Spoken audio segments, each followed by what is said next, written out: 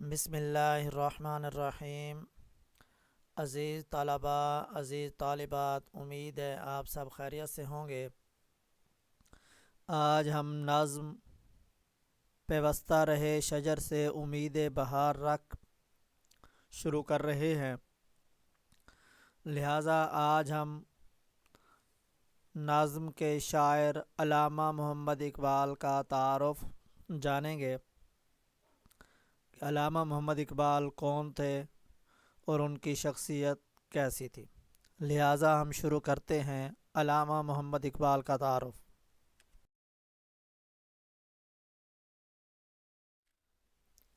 علامہ محمد اقبال 1877 عیسوی 1877 عیسوی میں پیدا ہوئے۔ 1938 عیسوی 1938 عیسوی کو ان کی وفات ہوئی۔ علامہ محمد اقبال ہمارے قومی اور ملی شاعر، مفکر اور نظریہ پاکستان کے خالق علامہ محمد اقبال سیالکوٹ میں پیدا ہوئے۔ قومی شاعر بھی تھے، ملت کے شاعر بھی تھے اور مفکر غور و فکر کرنے والے، نئی سوچ، نیا نظریہ رکھنے والے اور نظریہ پاکستان کے خالق۔ آپ کے والد کا نام شیخ نور محمد تھا۔ آپ نے یہ یاد رکھنا ہے کہ آپ کے والد کا نام کیا تھا؟ شیخ نور محمد۔ آپ نے ابتدائی تعلیم سیالکوٹ سے حاصل کی۔ ابتدائی تعلیم کہاں سے حاصل کی؟ سیالکوٹ سے۔ گورنمنٹ کالج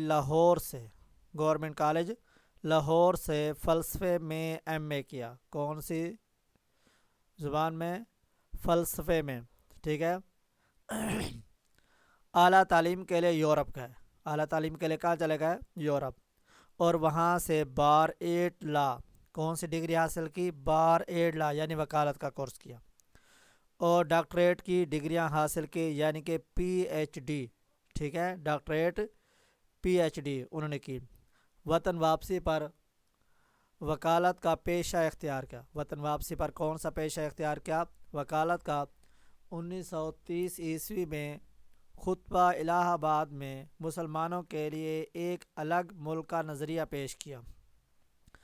آپ سے یہ پوچھا جا سکتا ہے کہ خطبہ الہ آباد کب دیا گیا؟ 1930 عیسوی میں۔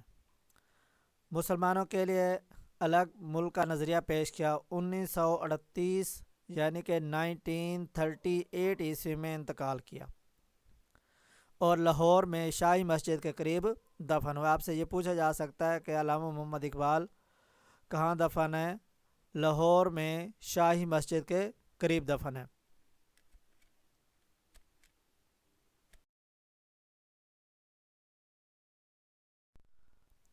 علامہ اقبال نے اردو اور فارسی دونوں زبانوں میں پر اثر اور پر سوز شاعری کی، یعنی کہ اثر رکھنے والی اور درد بھری، یعنی مراد یہ ہے کہ جو لوگوں کے دلوں کو گرما دے، لوگوں کے دلوں کے اندر ایک نیا جذبہ پیدا کر دے۔ انہوں نے اپنی شاعری کا آغاز غزل گوئی سے کیا، مگر بعد میں زیادہ تر توجہ نظم نگاری کی جانب مبذول کر دی، یعنی کہ غزل کی بجائے انہوں نے نظم کو اپنا بنیادی شعار بنا لیا، کیونکہ قوم تک اپنا پیغام پہنچانے کا یہ زیادہ مؤثر ذریعہ تھا۔ اقبال کا دائرہ فکر مشاہدہ کائنات اور مطالعہ بہت وسیع تھا۔ چونکہ علامہ اقبال جو ہے پی ایچ ڈی تھے، اس لحاظ سے انہوں نے زیادہ تر اپنی جو شاعری کی ہے اس کے اندر نئے نئے جذبات، نئی چیزیں اور کائنات کے اندر جو مسائل پیدا ہونے والے تھے ان کو انہوں نے اپنی شاعری کے اندر کچھ نہ کچھ بیان کیا ہے۔ اب اللہ تعالیٰ اور اس کے رسول اکرم صلی اللہ علیہ وسلم کے سچے عاشق تھے، اور اس چاہت اور عقیدت کا اظہار جا بجا ان کے کلام میں دکھائی دیتا ہے۔ علامہ اقبال کا ایک مشہور شعر ہے کہ محمد سے وفات ہونے تو ہم تیرے ہیں، یہ جہاں چیز ہے کیا لوح و قلم تیرے ہیں۔ اقبال رحمۃ اللہ علیہ نے بعض روایتی عشق و عاشقی کے موضوعات سے ہٹ کر اپنی شاعری میں زندگی، کائنات، خدا، ابلیس، عقل و خرد، تصوف، قومیت، مرد مومن، سیاست و مملکت اور خودی اور بے خودی کا فلسفہ پیش کیا۔ یہ ان کے بنیادی موضوعات تھے۔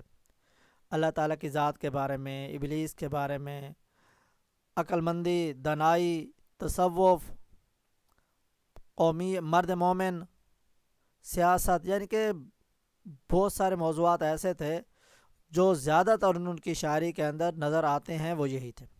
اس میں کوئی شک نہیں کہ علامہ اقبال جیسا عظیم شاعر و فلسفی آج تک پیدا نہ ہو سکا۔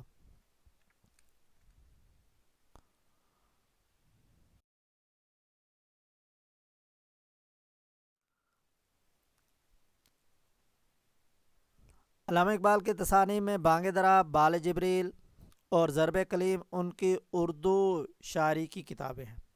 آپ سے یہ بعض دفعہ یوں پوچھا جاتا ہے بانگ درا علامہ اقبال کی تصنیف کس طرح ہے، اردو میں، فارسی میں؟ تو آپ سے یہ پوچھا، آپ نے یہ یاد رکھنا ہے بانگ درا، بال جبریل اور ضرب کلیم یہ اردو کی شاعری کتابیں ہیں۔ ارمغان حجاز میں بھی کچھ حصہ اردو نظمیں شامل ہیں، جبکہ اس کا غالب حصہ یعنی زیادہ تر حصہ جو ہے فارسی میں ہے، ارمغان حجاز۔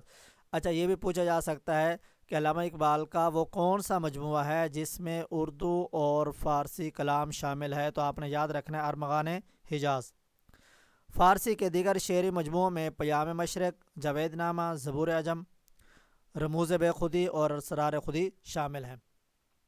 تو امید ہے آپ کو یہ ہماری ویڈیو اچھی لگی ہوگی۔ آپ ہمارے چینل معلم اردو کو یاد رکھیں، سبسکرائب، لائک اور شیئر کریں تاکہ ہر آنے والی ویڈیو آپ تک پہنچ سکے۔ اللہ حافظ۔